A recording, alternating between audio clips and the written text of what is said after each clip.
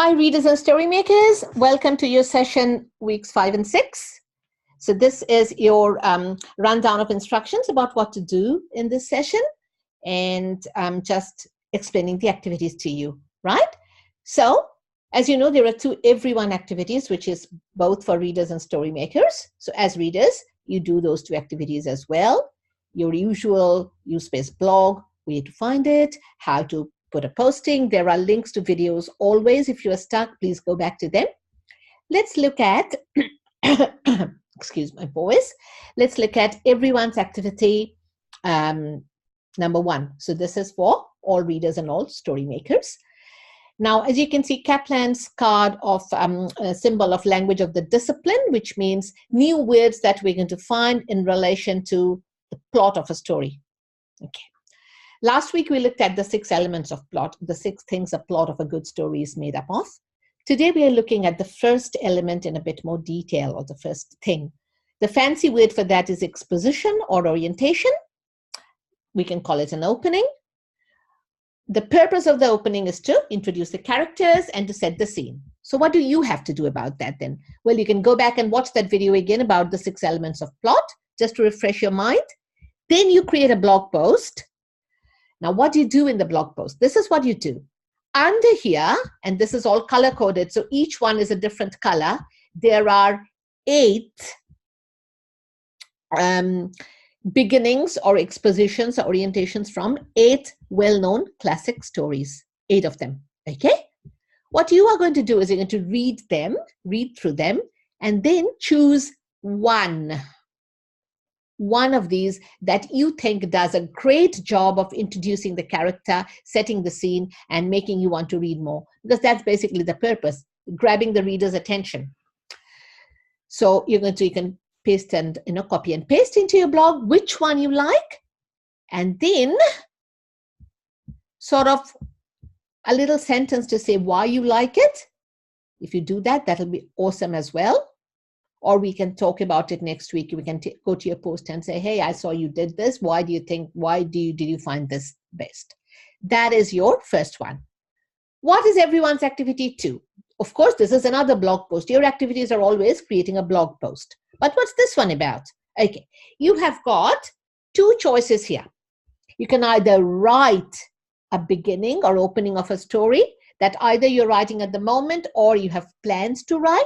So as you know, the beginning or the opening is 3-4 sentences. It can be a short paragraph. It definitely isn't pages or pages, page after page. Or you can copy and paste from a story you've already written. Or if you say, nah, I'm not doing that, I don't choose to write, okay.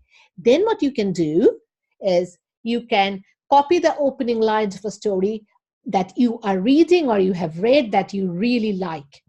So when I say copy, if the story is online, you can copy and paste. Otherwise, you just type it in. Okay? So if I was doing this activity, this is the one I would put in. See, it is a truth universally acknowledged that a single man in possession of a good fortune must be in want of a wife. That's one of my favorite opening lines of one of my favorite stories, which is a classic English novel from the past. And then I would go to tell you why I think that's a very powerful opening line. So that's your other blog post. Okay, so that's the everyone activities finished. Coming down to reader activities specifically, a new Kaplan's thinking tool, unanswered questions. This thinking tool helps us wonder about things. You can't always find answers to every question, definitely not straight away. So this is what this one does. What it does is it makes us wonder and makes us, when you read something, it might create some wonderings within us. And sometimes answers can be found. Sometimes the answers might be very vague. Sometimes answers cannot be found. And that's just the nature of it is. Okay, because readers are thinkers. You know, if you don't think about what you read, then the purpose of reading is kind of defeated. So what do you have to do about that? Okay, so now that you've understood what unanswered questions are like, well, you're going to create a blog post, of course. Then I have given you 3 blurbs from 3 books that are quite popular. These are modern books. You know, the blurb is the writing at the back of a book that gives you an idea about the story. So you're going to read these 3 blurbs, then choose the one that you want to work on. And then in your blog post, you are going to write 3 unanswered questions that this blurb raises in your mind. Now I'm going to give you a little example.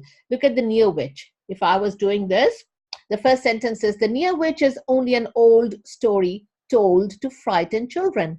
One of my unanswered questions would be, why did grown-ups think it was necessary to frighten children?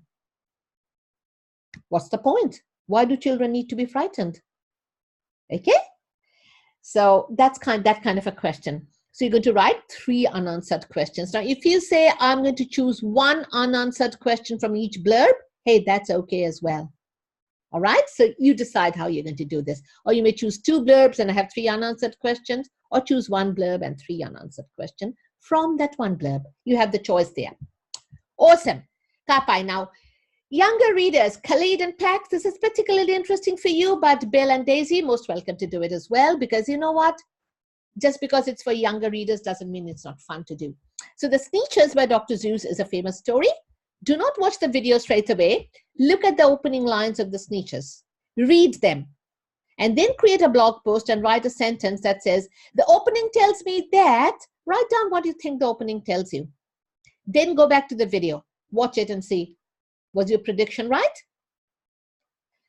Then, what do you have to do? In the same blog post, choose another story that you have either read, or you just grab a book off the shelf, copy the opening sentence, and then say, this opening sentence tells me that. So that's 2 sentences you're writing. One about the Sneetches, one about a book that you grabbed off the shelf or a book that you have. The third one you're writing is, how are the openings the same or different? So the opening from the Sneetches and the opening that you have chosen, how are the same and how are they different? So you're doing a comparison. That's your third sentence. So you're only writing 3 sentences in this blog post, right? Reader activity 3 for younger, older readers. Anybody can do this. So you're creating a blog post. This is a drawing activity. You've got 3 things to draw. Choose any one of them. Yep. Awesome.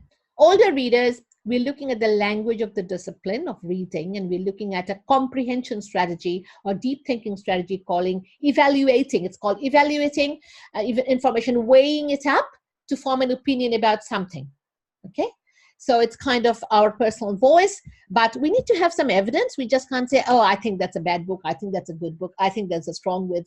Why? What's the criteria? Well, for example, look at the pizza criteria, crust-topping amount of cheese. What is your criteria in your blog post? You are looking for opening lines. You're looking for vocabulary, use of vocabulary, sentence structure, and amount of details or lack of details, shortage of details. Okay? So you have to read 4 different story beginnings, and here is the website that you can go to, but you don't have to.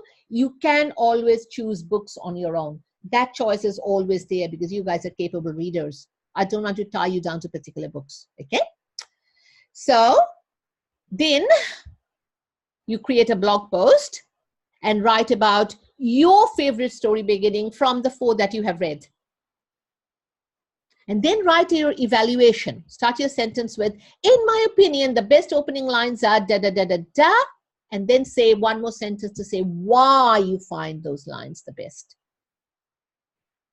So those are the activities, guys. But remember that next week you're bringing a book that you're reading or that you've already read. You're going to share it in our Go class and be prepared to talk to us a little bit about the book or read a little bit of the book out to us.